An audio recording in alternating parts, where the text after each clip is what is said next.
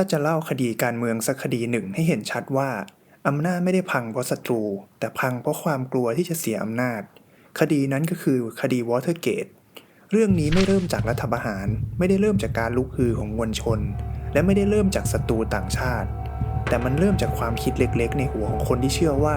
ตัวเองถูกล้อมกรอบและถ้าไม่ทำอะไรสักอย่างทุกอย่างที่สร้างมาจะพังลงตรงหน้าช่วงต้นทศวรรษปี 1970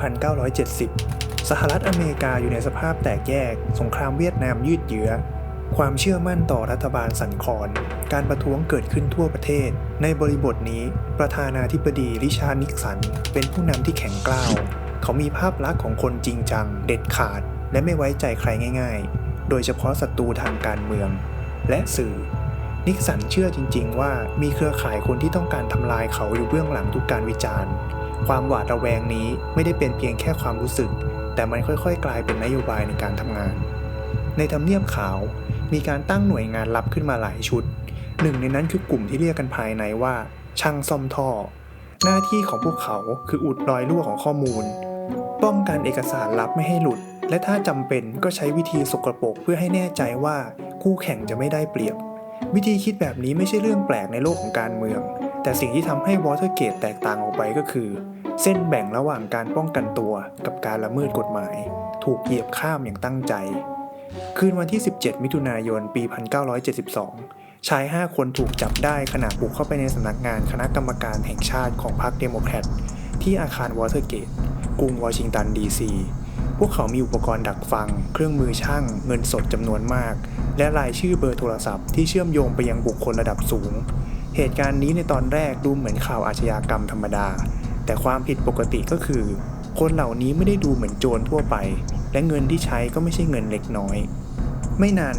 นักข่าวจาก The Washington Post เริ่มสังเกตเห็นความเชื่อมโยงบางอย่างเงินที่ใช้ในการบุกมาจากกองทุนหาเสียงของประธานาธิบดีการสอบสวนเริ่มขยายจากใครเป็นคนบุก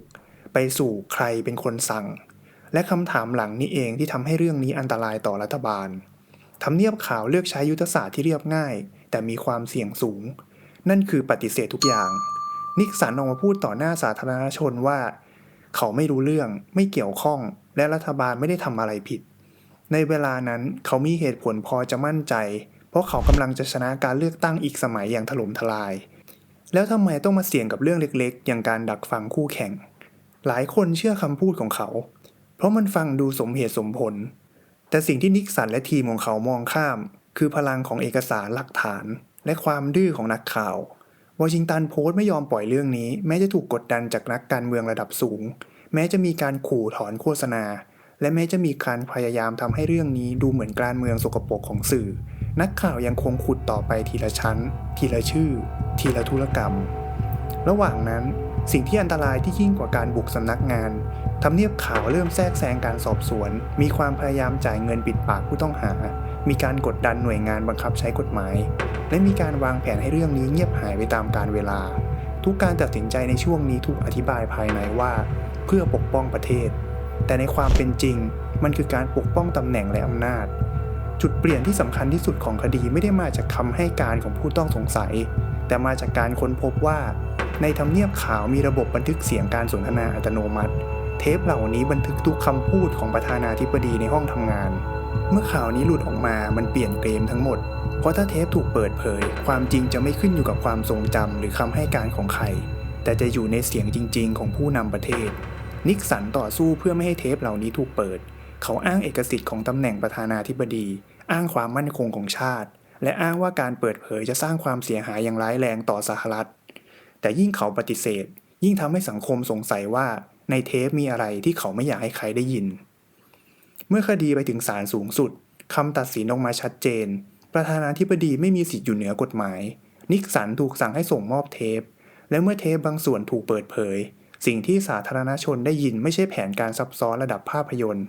แต่เป็นการสนทนาที่สะท้อนทัศนคติอันตรายการพูดถึงการขัดขวางกระบวนการยุติธรรมการใช้หน่วยงานรัฐเป็นเครื่องมือและการมองกฎหมายเป็นอุปสรรคในจุดนี้คดีวอเตอร์เกตไม่ใช่แค่เรื่องการบุกสำนักงานอีกต่อไปมันกลายเป็นเรื่องความซื่อสัตย์ของผู้นำสมาชิกสภาคองเกรสจากทั้งสองพรรคเริ่มสนับสนุนกระบวนการถอดถอนแม้แต่คนในพรรคเดียวกันกับนิกสันก็เริ่มถอยห่าง เพราะไม่มีใครอยากแบกรับผลของการปกปิดความจริงไปพร้อมกับเขานิกสันเผชิญทางเลือก2ทาง1คือสู้ต่อไปจนถูกถอดถอนอย่างเป็นทางการซึ่งจะเป็นตราบาปทางประวัติศาสตร์2คือยอมลาออกก่อนที่กระบวนการจะจบเขาเลือกทางที่2เดือนสิงหาคมปี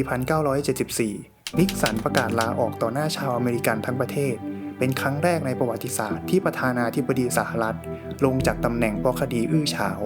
ไม่ใช่เพราะแพ้เลือกตั้งไม่ใช่เพราะสุขภาพแต่เพราะการกระทำของตัวเองผลกระทบของวอเตอร์เกตไม่ได้หยุดเพียงแค่การลาออกมันทำลายความเชื่อแบบไร้เงื่อนไขที่ประชาชนมีต่อรัฐบาลสื่อมวลชนเข้มแข็งขึ้นการตรวจสอบอำนาจรัฐกลายเป็นเรื่องที่สังคมคาดหวังและคำต่อท้ายเกตถูกใช้ในคดีอื้อฉาวทั่วโลกเพื่อเตือนว่าการปกปิดความจริงอาจนำไปสู่จุดจบที่ยิ่งใหญ่กว่าความผิดครั้งแรกเสมอสิ่งที่ทำให้วอเตอร์เกตน่ากลัวไม่ใช่เพราะมันซับซ้อนแต่เพราะมันธรรมดาคนที่เกี่ยวข้องไม่ใช่อาชญากรอัจฉริยะพวกเขาเป็นนักการเมืองเจ้าหน้าที่รัฐคนทำงานที่เชื่อว่าการโกงเล็กๆน้อยๆเป็นเรื่องยอมรับได้ถ้ามันช่วยให้ฝ่ายของเราชนะและนี่คือบทเรียนที่หนักที่สุดของเรื่องนี้ความล้มเหลวของระบบไม่ได้เริ่มจากการทำผิดครั้งใหญ่แต่มักเริ่มจากการอนุญาตให้มีความผิดเล็กๆน้อยๆผ่านไปโดยไม่มีคำถามวอเตอร์เกตจึงไม่ใช่แค่คดีในตำราเรียนแต่มันคือกระจกสะท้อนธรรมชาติของอำนาจที่ไม่ถูกตรวจสอบจะเริ่มเชื่อว่าตัวเองอยู่เหนือกฎหมายและเมื่อถึงจุดนั้นความจริงจะกลายเป็นศัตรูสิ่งที่คดีนี้ฝากไว้ให้โลกไม่ใช่ชื่อของอาคารหรือรายชื่อผู้กระทำผิดแต่คือคำถามที่ยังใช้ได้เสมอว่าในวันที่ผู้นำบอกให้เราเชื่อเขาเราควรเชื่อคำพูดนั้นเพราะตำแหน่งหรือเราควรเชื่อหลักฐานที่อยู่ตรงหน้าเรา